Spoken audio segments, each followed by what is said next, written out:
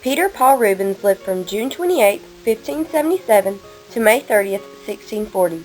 He was a fruitful 17th century Flemish Baroque painter and a proponent of a passionate Baroque style that emphasized movement, color, and sensuality. Rubens was born in Siegen, Westphalia, to Jane Rubens and Maria Pautlink. His father and mother fled Antwerp for Cologne in 1568 after increased religious chaos and persecution of the Protestants. Jane Rubens became the legal advisor and lover to Anna of Saxony. Following imprisonment for the affair, Peter Paul Rubens was born in 1577.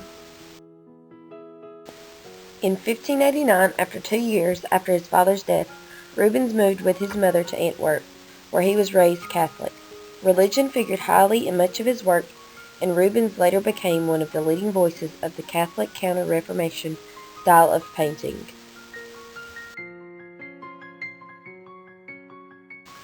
In Antwerp, Rubens received a humanist education, studying Latin and classical literature.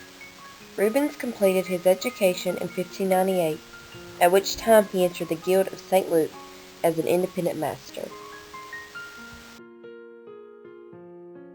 In 1601, Rubens traveled to Rome. There he studied classical Greek and Roman art and copied works of the Italian masters.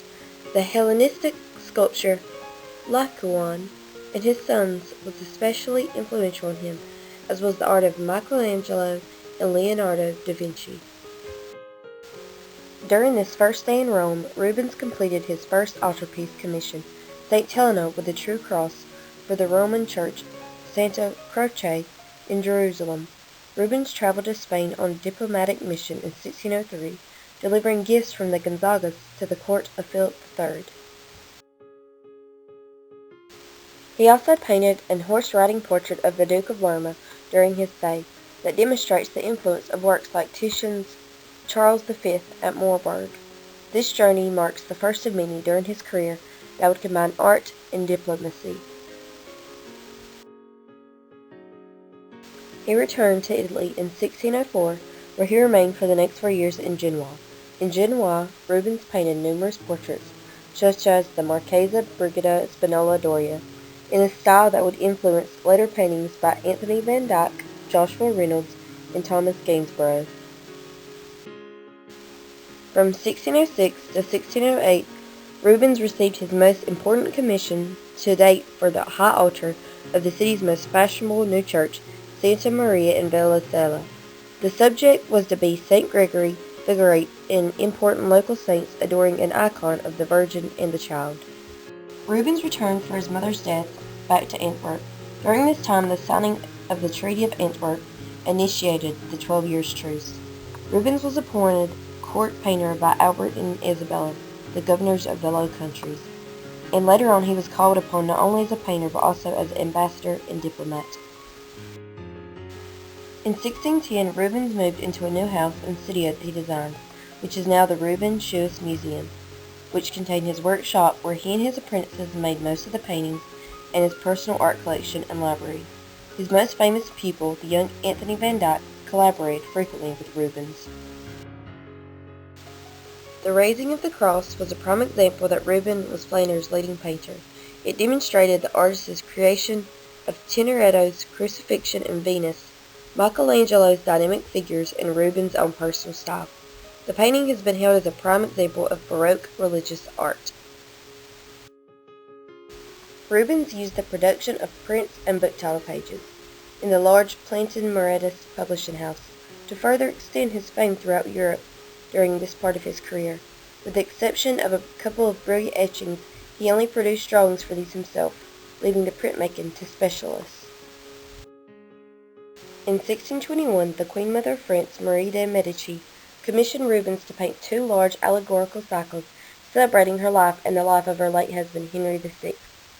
Marie de Medici cycle was installed in 1625, and although he began work on the second series, it was never completed. Rubens was in Madrid for 8 months in 1628 through 1629. In addition to diplomatic negotiations, he executed several important works for Philip IV and private patrons. He also began a renewed study of Titian's paintings, copying numerous works including the Madrid Fall of Men. Rubens stayed in London until April of 1630. An important work from this period is the allegory of Peace and War, which was placed in the National Gallery of London.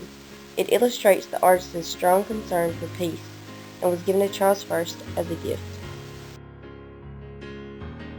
While Rubens' international reputation with collectors and nobility abroad continued to grow during this decade, he and his workshop also continued to paint monumental paintings for local patrons in Antwerp.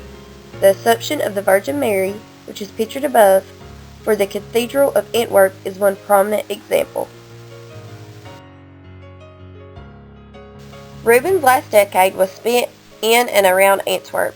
Major works for foreign patrons still occupied him, such as the ceiling paintings for the banqueting house at Inigo Jones's Palace of Whitehall, but he also explored more personal artistic directions.